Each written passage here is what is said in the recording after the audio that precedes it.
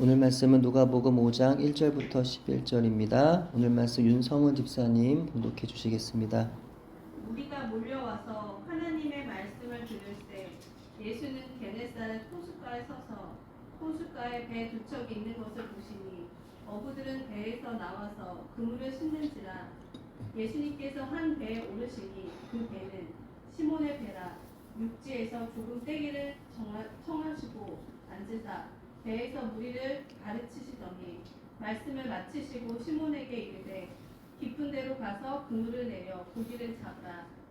시몬이 대답하여 이르되 선생님, 우리들이 밤이 새도록 수고하였을 때 잡은 것이 없지만은 말씀에 의지하여 내가 그물을 내리리이다 하고, 그렇게 하니 고기를 잡은 것이 심히 많아 그물이 찢어지는지라. 이에 다른 배에 있는 동무들에게 손짓하여 와서 도와달라 하니 그들이 와서 두 배에 채우매 잠기게 되었더라. 시몬 베드로가 이를 보고 예수님의 무릎 아래에 엎드려 이르되 주여, 나를 떠나소서, 나는 죄인이로소이다 하니, 이는 자기 및 자기와 함께 있는 모든 사람이 고기 잡힌 것으로 말미암아 놀라고 세베대의 아들들로서 시몬의 동업자인 야고보와 요한도 놀랐습니다. 예수님께서 시몬에게 이르시되 무서워하지 말라. 이제 후로는 네가 사람을 취하리라 하시니, 그들이 배들을 육지에 대고 모든 것을 버려두고 예수를 따르니라. 아멘. 예, 고맙습니다. 오늘 본문 말씀은 우리가 너무나 사랑하는 성경의 인물들 가운데 한 분인 베드로와 우리가 너무나 사랑하는 예수님과의 첫 만남을 기록하고 있습니다. 베드로가 너무나 사랑스러운 것은 그의 인간적인 모습 때문일 겁니다. 엘리야, 다니엘, 바울 사도와 같은 분들은 우리와는 너무나 차원이 다른 분들처럼 여겨져 거리감이 느껴진다고 한다면 베드로는 우리와 너무나 닮아 있어 친숙하게 느껴지기 때문입니다. 물론 베드로와 예수님께서 이때 처음 만난 것은 아니었어요. 베드로는요, 이미 동생 안드레의 전도로 예수님을 만난 적이 있었고, 그 이후로 예수님의 소문을 많이 들어 예수님에 대하여 익히 알고 있었을 것입니다. 하지만 우리가 흔히 하는 말로 예수님을 인격적으로 만나게 된 사건은 바로 오늘 본문에서 일어났던 것이죠. 베드로에게 예수님의 말씀이 처음 들려온 처음, 베드로가 예수님의 말씀에 순종한 처음, 예수님이야말로 바다의 물고기마저도 자신의 뜻대로 모을 수 있는 능력의 주님이란 사실을 깨달아 알아 예수님을 선생이 아닌 주로 믿게 된 처음, 그 예수님께 자신의 죄인됨을 고백한 처음, 그리고 고기를 낚은 어부가 아니라 사람을 낚는 어부로 부르심을 받아서 예수님을 따르기로 시작한 처음, 그 처음의 사건을 오늘 말씀은 기록하고 있습니다. 그럼 여러분의 처음은 어떠셨나요? 기억나시나요? 저는 모태신앙이라서 베드로와 같은 처음은 없어요 라고 하시는 분들이 계실지 모릅니다. 하지만 말씀드린 대로 베드로 역시도 예수님을 만난 것은 그날 처음은 아니었어요. 예수님을 인격적으로 만난 것으로서 처음이라는 거죠. 여러분, 그 처음을 기억하세요? 여러분의 그 앳되고 순수했던 그 모습 그대로 여러분의 순수하던 그 처음 신앙을 기억하시나요? 이같이 처음에 대한 이야기를 하는 이유는 인생의 모든 것들의 기본이 중요하듯이 우리의 신앙에도 기본이 매우 중요하기 때문입니다.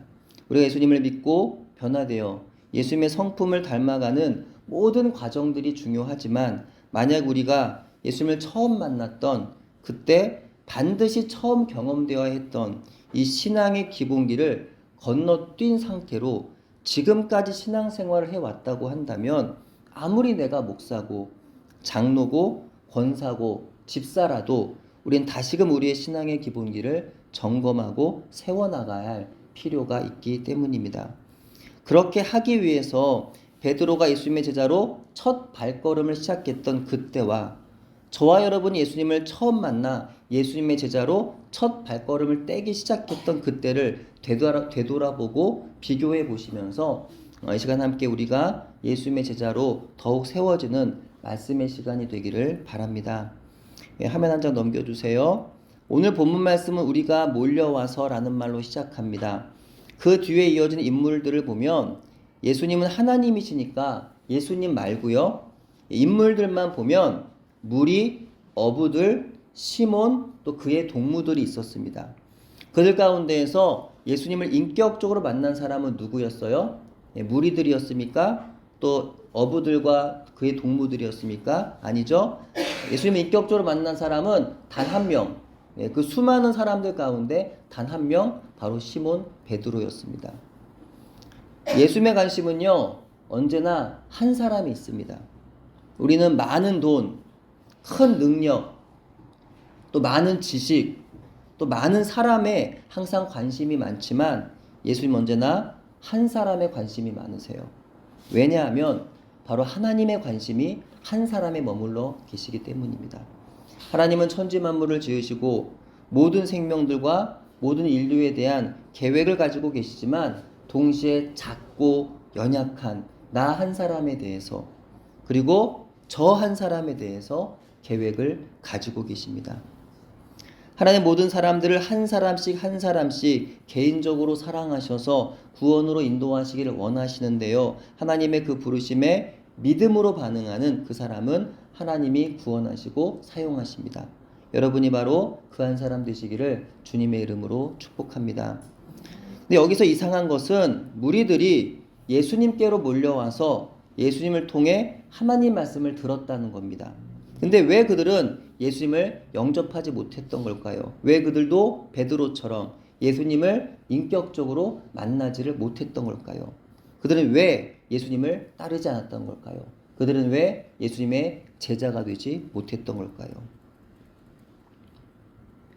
로마서 10장 17절에 의하면 믿음은 들음에서 나고 들음은 그리스도의 말씀으로 말미암는다고 했습니다. 그렇다면 당시 그 무리들은 예수님을 통해서 분명히 하나님의 말씀을 들었으니 다 예수님을 믿어서 성도가 되고 제자가 되어야 하는 게 맞지 않나요? 근데 바울이 전한 말씀이 틀린 건가요? 예수님 말씀을 들어도 믿음이 생겨나지 않을 수도 있는 건가요? 양은 목자이신 예수님의 음성을 듣고 따르는 것이고 예수님의 말씀을 들은 사람은 그 말씀 앞에서 회개하고 변화되어 하나님의 백성이 되는 것인데 왜 그들은 예수님의 말씀을 듣고도 아무런 일도 경험하지를 못했던 걸까요? 우린 여기서 듣는다라는 것이 어떻게 다르게 나타나는지를 생각해 볼 수가 있습니다. 어떤 소리나 말을 들을 때 크게 두 가지로 나누어져요.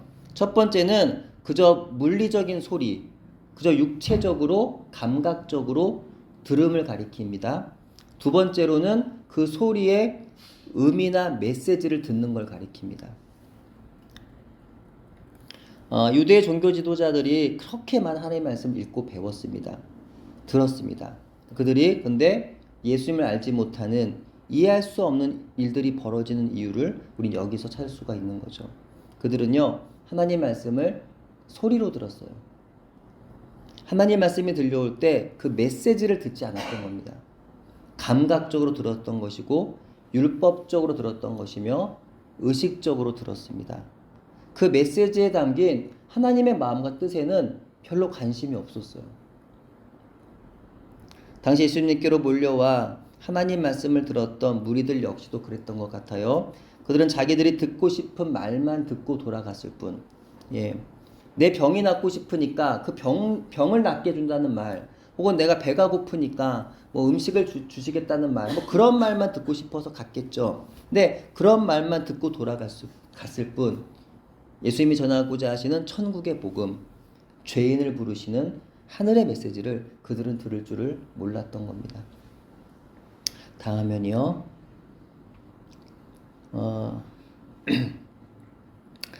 따라서 제자가 되기 위한 그 첫 걸음을 우리가 잘 걸으려면 첫 번째, 잘 들어야 합니다.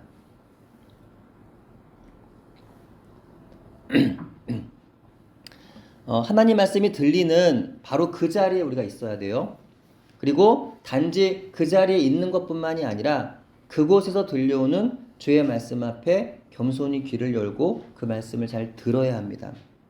단지 소리로 들어서는 안 됩니다. 내 귀에 좋은 것만 들어서도 안 됩니다. 율법적으로, 의식적으로, 의례적으로 들어서도 안 됩니다. 내 경험과 내 지식과 내 고집으로 들어서도 안 됩니다. 경솔하게 듣지 말고 진지하게 들어야 됩니다. 우리가 가장 낮아지고 겸손해야 하는 순간은 바로 하나님 말씀을 듣는 자리인 줄로 믿습니다. 제가 개인적으로 존경하는 목사님이 계신데요. 뭔가 한국교회 유명하신 분은 아니에요. 또 젊으신 분이고 작은 교회 목회하시는 제가 전도사 때 섬기던 목사님들 중에 한 분이십니다. 젊으신 분이고 되게 유명한 분도 아니지만 제가 그분을 존경하는 것은 그분은 예배에 대해서 되게 진심이신 분입니다. 그래서 보통 이제 많은 목사님들 중에 좀 안타까운 것은 당신이 설교단에 오르지 않았을 때는 좀 이렇게 진지하게 예배하지 않는 목사님들이 간혹 계세요. 근데 제가 말씀드리는 목사님 같은 경우는 누가 강단에 서도 제일 앞에 나와서 찬양도 열심히 하시고 정말 진지하게 말씀을 들으세요. 그리고 시간도 정확하게 지키시고 항상 그렇게 하나님 말씀 앞에 예배자로서의 그 모습을 본인이 이렇게 서시는 모습을 보입니다. 그걸 볼 때 제가 되게 존경하는 마음이 생겼는데, 그렇다는 거예요. 목사든 장로든 누구든 할 것 없이 다 하나님 말씀 앞에서는 겸손해야 된다는 거죠. 무리가 몰려와서 하나님의 말씀을 들을새 예수님은 게네사렛 호수, 즉 갈릴리 호숫가에 서서 호숫가에 배 두 척이 있는 것을 보셨습니다. 보시니 어부들이 나와서 그물을 씻고 있었어요. 예수께서 그중 한 배에 오르셨는데 그 배는 시몬의 배였습니다. 시몬에게 말씀하시기를 육지에서 배를 조금 떼어 가기를 요청하셨어요. 그리고 예수님은 조금 육지에서 떨어진 배 위에서 해안가에 모여있던 무리들에게 말씀을 가르쳐 주신 것입니다. 이것은 당시 음향시설이 없던 시대에 예수님의 자연을 이용한 아주 지혜로운 방식의 설교였습니다. 갈릴리 호수는요, 해수면보다 210m 밑에 있는 호수예요. 근데 헬몬산은 고도가 2814m로 굉장히 높습니다. 그래서 서로 고도 차이가 굉장히 커요. 그래서 아침이 되면 바다부터 따뜻해지니까 호수에서 산으로 바람이 올라갑니다. 오후가 되면 날씨가 바뀌죠. 산에서부터 호수로 바람이 내려갑니다. 그래서 당시 베드로가 밤새 고기를 잡았던 그날 아침 일찍이 예수님 베드로를 찾아가 그의 배 위에서 말씀을 전하신 것이 다 이유가 있었던 거예요. 호수에서 육지를 향하여 말씀을 전하니까 바람을 타고 그 모여있던 그들에게 예수님의 말씀이 잘 들릴 수 있게 되었던 거예요. 근데 여기서 놀라운 것은 예수님 말씀을 가르친 대상이 무리들이었다는 겁니다. 근데 예수님 말씀을 듣고 변화된 사람은 그들이 아니라 시몬이었다는 겁니다. 무리들은 어떤 이유였든지 간에 예수님 말씀을 사모해서 모인 사람들이었어요. 적어도 예수님 말씀 들을 준비가 갖추어져 있던 사람들이었습니다. 하지만 그들은 예수님 말씀이 끝나자마자 아무 일도 없었다는 듯이 뿔뿔이 다 흩어지고 말아요. 그들과 달리 시몬은 예수님 말씀을 들을 준비가 되어 있지 않았어요. 그저 그는 자기 일을 할 뿐이었습니다. 일상에 지친 그는요, 예수님의 말씀을 들을 마음의 여유도 없었어요. 당시 그는 밤새 고기를 잡았으나 허탕만 쳤으니 얼마나 실망이 크고 지친 상태였을까요? 그 상황에서 예수님이 자기와는 상관도 없는 사람들에게 말씀을 전하신다며 배를 띄우라 하니 그야말로 귀찮지 않았을까요? 하지만 시몬은 순종합니다. 예수님을 자기 배에 태우고 육지에 조금 떨어지게 배를 저어 갔어요. 그곳에 예수님은 육지에 있는 무리들을 향해 말씀을 가르치신 것이고 베드로는 예수님의 바로 곁에서 예수님의 말씀을 들었던 겁니다. 그리고 그는 그렇게 전혀 예정이 없던 예수님의 말씀을 들으면서 마음에 무언가 진한 울림을 느꼈던 것 같습니다. 그렇게 모두가 돌아가고 난 그곳에 예수님과 베드로만 남겨 있었어요. 예수님이 시몬에게 말씀하십니다. 깊은 데로 가서 그물을 내려 고기를 잡으라. 시몬이 말하죠. 선생님, 우리들이 밤이 새도록 수고하였으되 잡은 것이 없지만은 말씀에 의지하여 내가 그물을 내리리이다. 시몬의 상황이 마치 우리와 같지 않으십니까? 저와 여러분 같지 않으신가요? 우리의 인생에도 빈 배와 같은 순간들이 있죠. 아무리 애쓰고 노력해도 얻는 것이 없을 때가 있어요. 하는 일마다 내 마음대로 되는 일이 없어서 허탕만 치는 날들이 있어요. 가는 데마다 사고가 일어나고 하는 일마다 다치고 어려운 일들이 막 몰려오는 그런 때가 있습니까? 없습니까? 있어요. 근데 그때 주님은 우리에게 찾아오신다는 사실을 아십니까?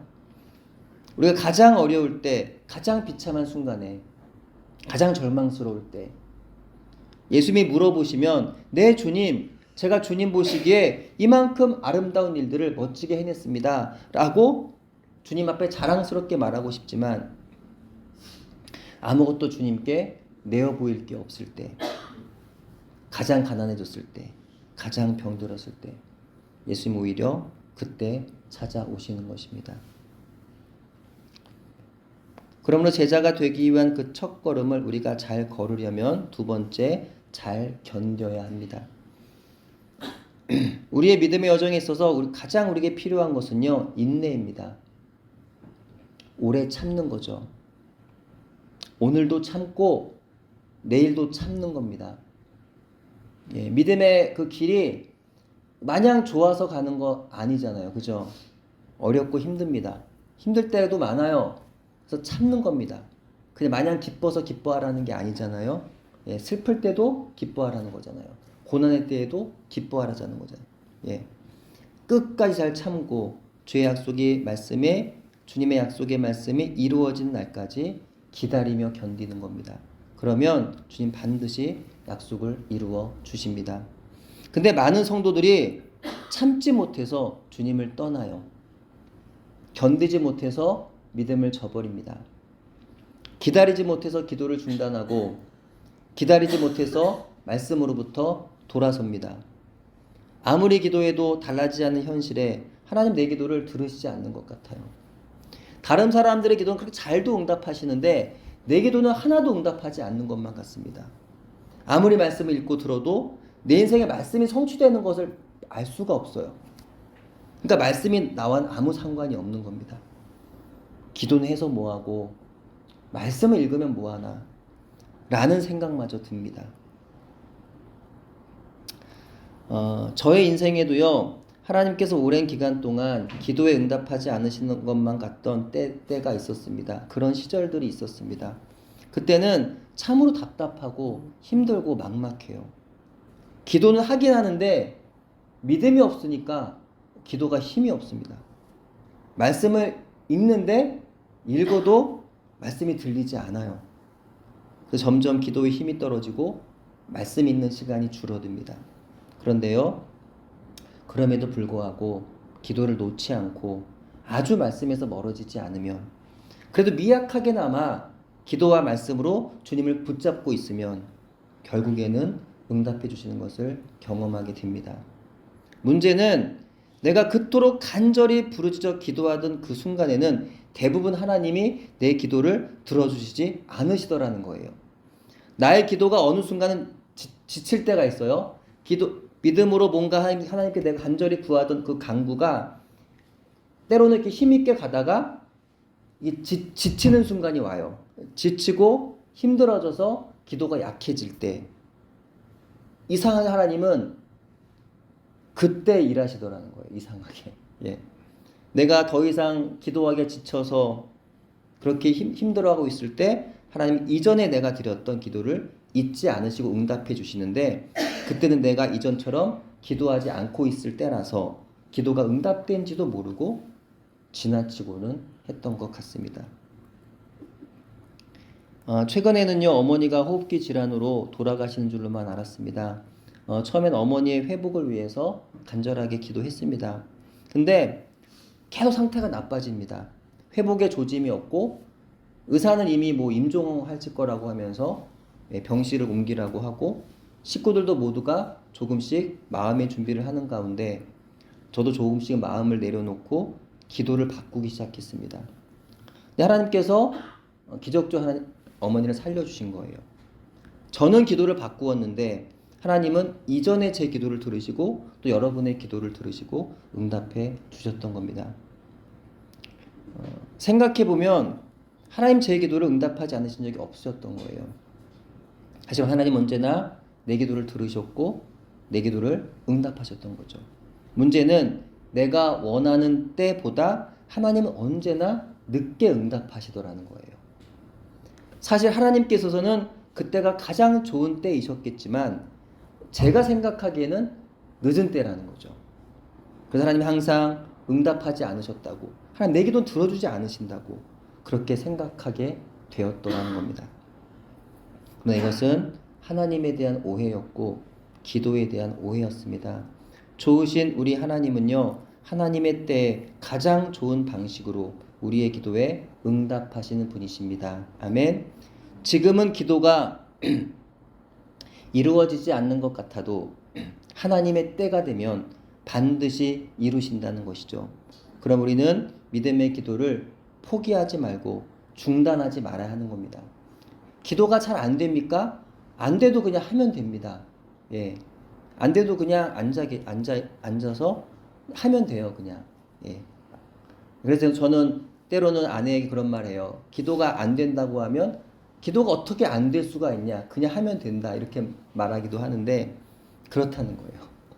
안 될 때는 그냥 하면 됩니다.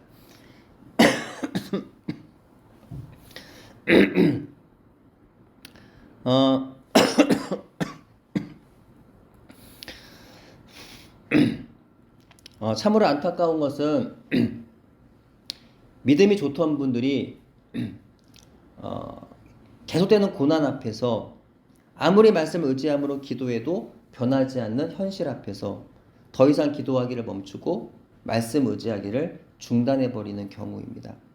그런데요, 내가 원하는 때, 내가 원하는 방식으로 모든 일들이 이루어진다면 우리가 하나님을 믿어야 할 이유가 과연 있을까요? 내 마음대로 다 됩니다. 하나님 믿어야 할 이유가 없죠. 다 되는데. 예.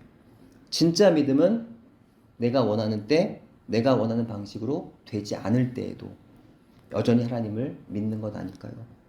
바라기는 끝까지 하나님의 선하심과 신실하심을 믿고 기도하는 저와 여러분 되기를 바랍니다. 우리 교회를 위해서 계속 기도하시기를 바랍니다. 먼저는 작고 약해도 지금 일하는 교회가 되기를 기도하고 앞으로 더 일하는 교회가 되기를 기도하시기를 바랍니다. 여러분의 삶의 현장을 위해서도 기도하시기를 바랍니다. 주님께 쓰임받는 우리의 교회와 가정 되기를 위해서 기도하시기 바랍니다.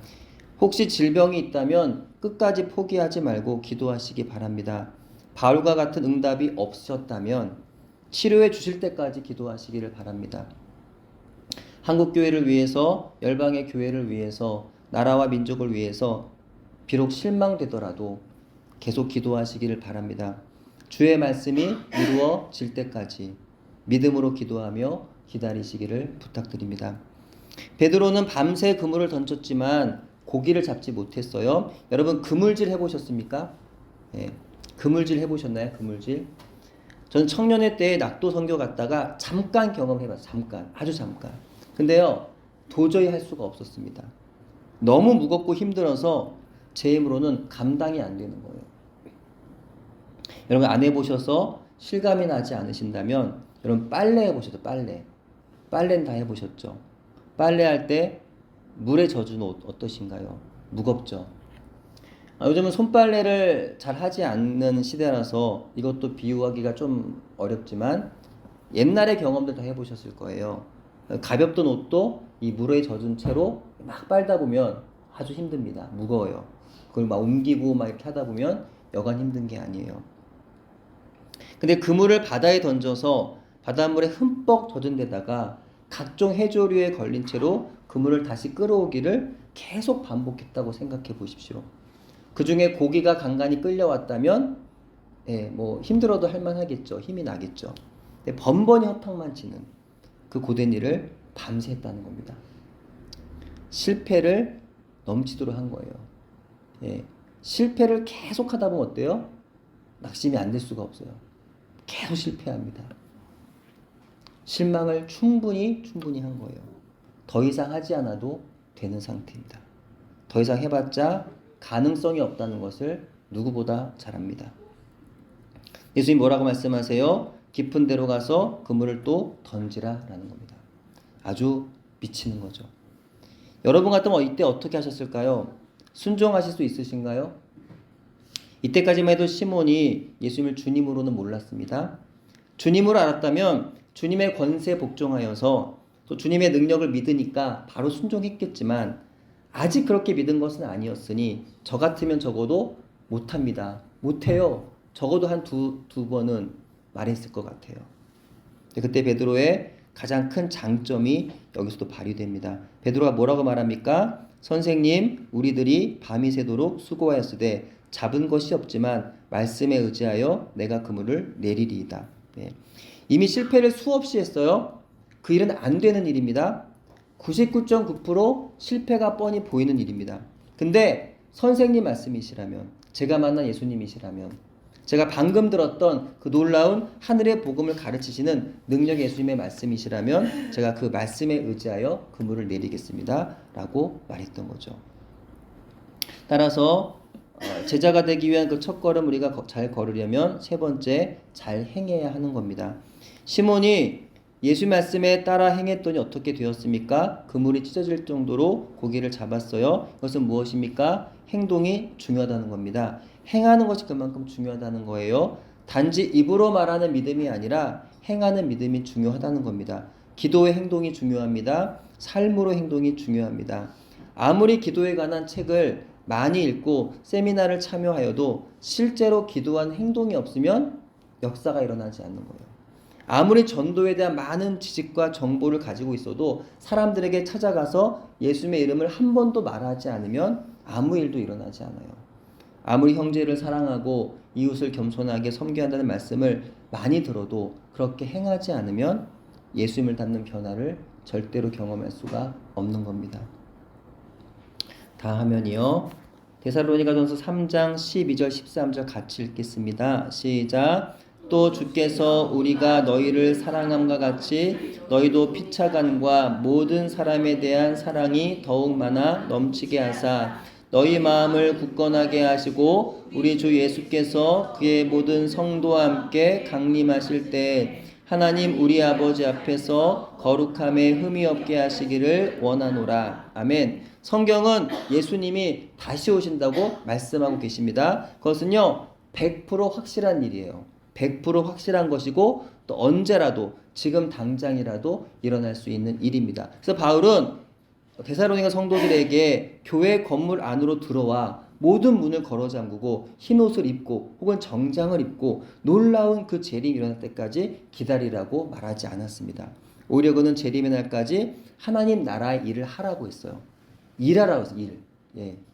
가만히 서서 기도만 하는 게 아니라 일을 하라는 거예요. 기도했으면 일하라는 겁니다. 즉 모든 사람들을 사랑하는 일을 하면서 그렇게 인내함으로 살아가라고 명령합니다. 모든 사람을 사랑하는 것은 예수님 마음이 없이는 불가능합니다. 예. 인내하지 않으면 감당할 수 없습니다. 피를 나눈 형제도 나를 낳으신 부모도 때론 사랑하지 못하는데 모든 사람들, 피차간의 모든 사람들, 원수까지도 사랑하라 말씀하시는 거예요. 우리의 마음은 천국에 메어둔 채 손으로는 그렇게 성실함으로 사랑하라는 권면입니다. 때론 우리가 하는 행동이 아무런 열매가 없는 것 같아 보여서 실망스러울 때가 있죠. 그러나 우리가 하는 모든 믿음의 선한 행동이 어떤 열매를 맺는지 볼 수 있을 정도로 오래 사는 사람은 없습니다.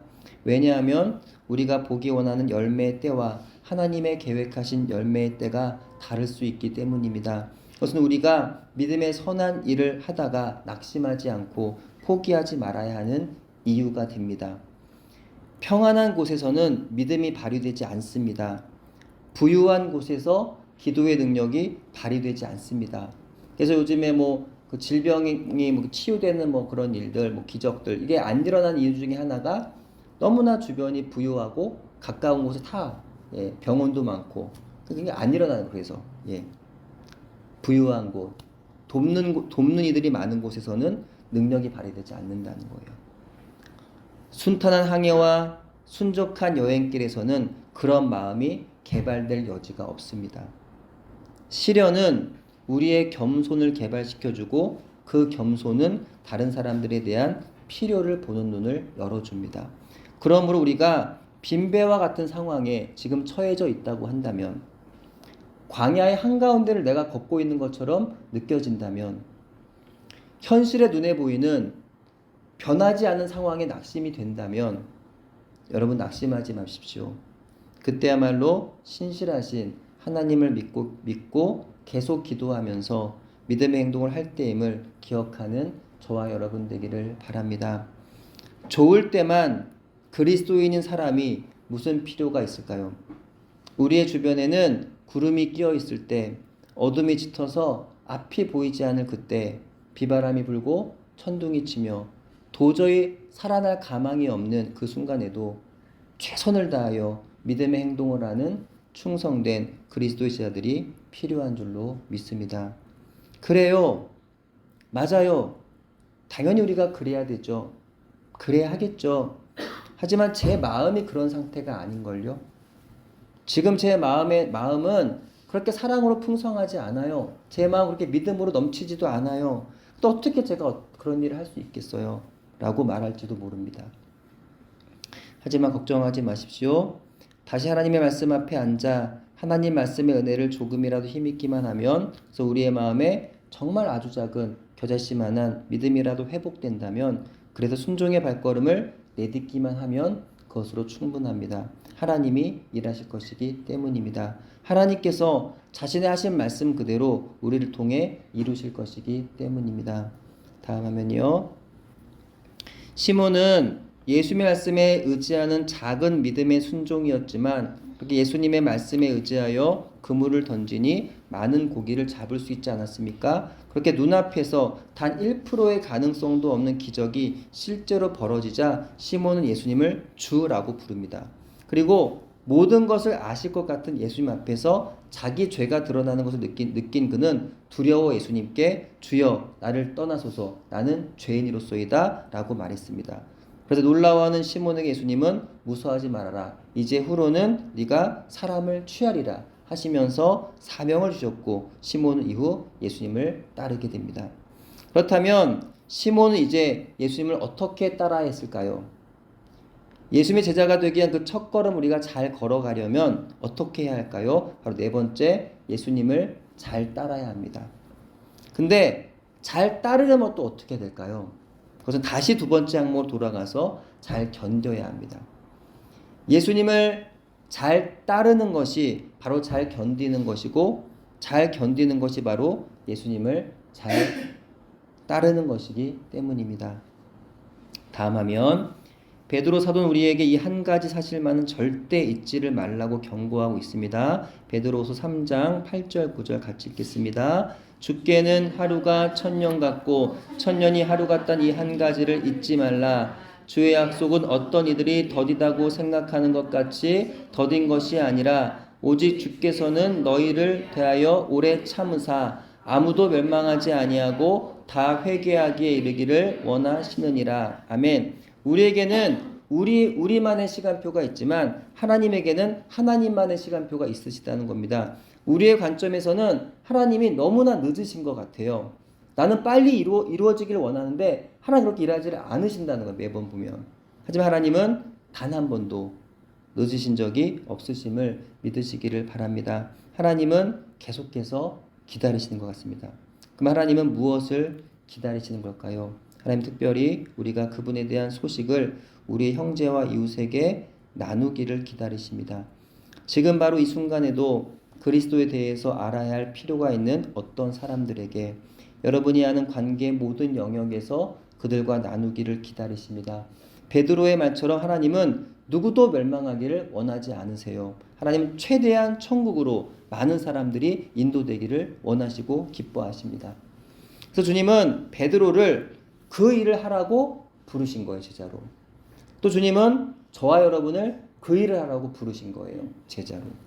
근데 그 일을 잘하려면, 그 사명 감당하면서 주님을 잘 따르려면 무엇보다 어떻게 된다고요? 잘 견뎌야 한다는 거예요.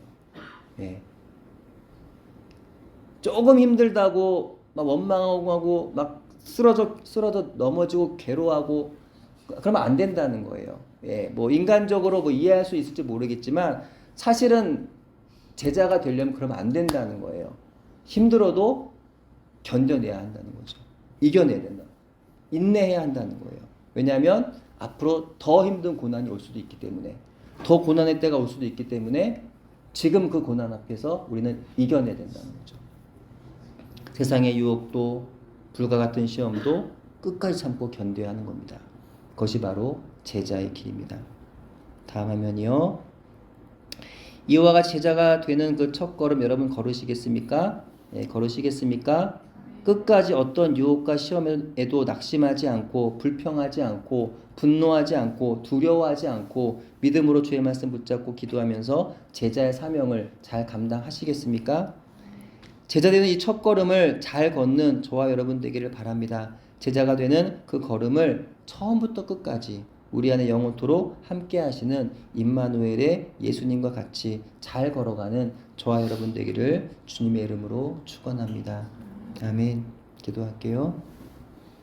하나님, 우리에게 허락하신 또 하나의 해를 살아갈 때 우리의 모든 걸음걸음이 주님의 말씀을 잘 듣고 가는 발걸음 되게 하여 주옵소서. 그 걸음의 여정에서 어떤 유혹과 시험에도 잘 견디게 하시고 주의 말씀을 잘 행하게 하시되 우리에게 붙여주신 모든 사람들을 사랑하게 하시며 끝까지 믿음으로 참고 견디며 주의 복음을 전하며 인내함으로 예수님을 잘 따를 수 있도록 인도하여 주옵소서. 예수님의 이름으로 기도합니다. 아멘.